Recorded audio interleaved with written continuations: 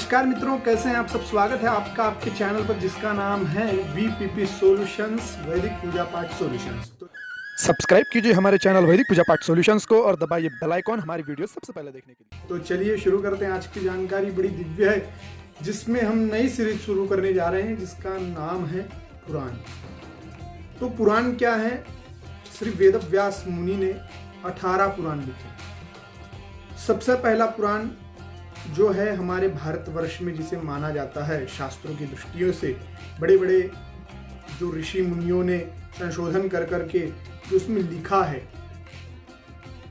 उसे एकत्रित करके जो हमारे व्यास जी ने आपके सामने प्रस्तुत किया, वह सबसे पहला पुराण है ब्रह्म पुराण, जिसे आदि पुराण भी कहा जाता है।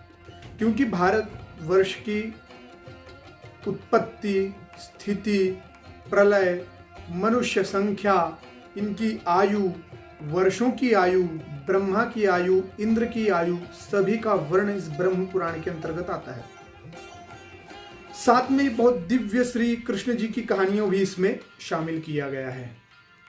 उसी के साथ साथ आप देखने जाएंगे तो आदि पुराण के अंदर कोणार्क जो मंदिर है उसका भी बड़ा दिव्य वर्णन है जो उड़ीसा में स्थित है। पुराणों में 14,000 के करीब श्लोकों की संख्या है।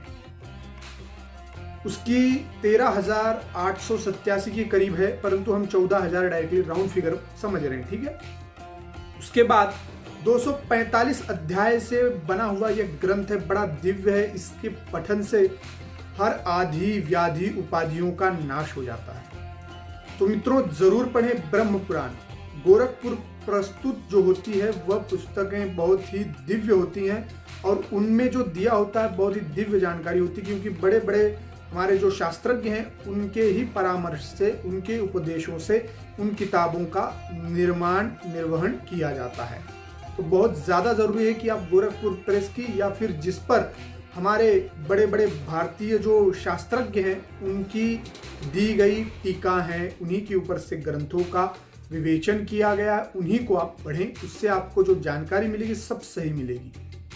तो बहुत ज़्यादा ज़रूरी है कि आप जो सही जानकारी उसी को पढ़ें और लोगों के सामने प्रस्तुत करें। हम भी ज़रूर पढ़ रहे हैं ब्रह्म पुराण और बड़ी अच्छी जानकारी हमको उसमें से प्राप्त हो रही है। 18 पुराणों में बहुत ही दिव्य है, जिसमें ब्रह्म पुराण मुख्यतः सबसे पहला पुराण गिना जाता है। तो ब्रह्म पुराण बहुत दिव्य ग्रंथ है। इसको पढ़ने से व्यक्ति के तन मन धन आयु आरोग्यता की प्राप्ति होनी चाहिए, परंतु साथ ही साथ मनुष्य के मस्तिष्क को जीने की राह मिलती है। इसलिए ब्रह्म पुराण सबसे आवश्यक है। इसको पढ़िए और श्री वेद व्यास जी ने बड़े दिव्यता के साथ इसको समझाया है। मनुओं का जन्म, मनुओं की उत्पत्ति सब इसमें बड़ा विस्तार से बताया गया है। इसे ब्रह्म पुराण पढ़ें और जीवन को कृतार्थ करें। जय श्रीमन नारायण, जय श्री राम।